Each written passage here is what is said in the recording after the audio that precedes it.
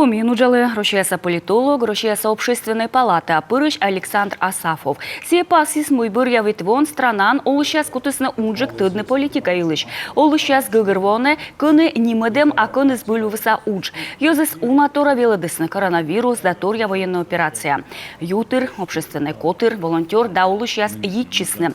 Чоч тачам шерпасыс и коми республикан, вишталыс политолог. Социология бокшань юашем яспет кыдлысны. Регион са олышас как я мздас процентес бура олены. Эмаш щекодлуньяс, но наес позже венны.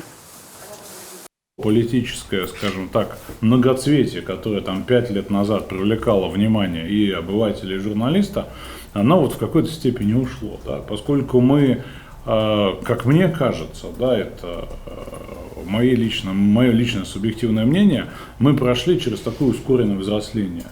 И то, что нас занимало до предела, там, скажем, те же самые 5 лет назад, да, вот в политическом именно поле, сейчас представляется маловажным, поскольку наша задача – это вот та самая консолидация ради победы.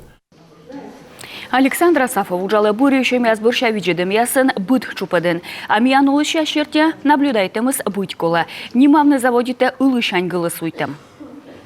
Опытом прошедшей недавно президентской кампании, да, что сейчас, несмотря на попытки, постоянные попытки атаковать и отдельные узлы дистанционного электронного голосования, и систему в целом, вот, система стабильна, устойчива и не подвержена внешнему влиянию, хранит и тайну голосования и, соответственно, не позволяет никому вмешаться в результат.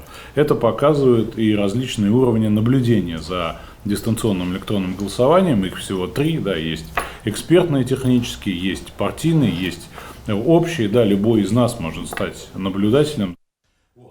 Ну что, Александр Асафов, знание, Рощаяса общество, лектор, эксперт, кучов тыснин мате квайтемен регион.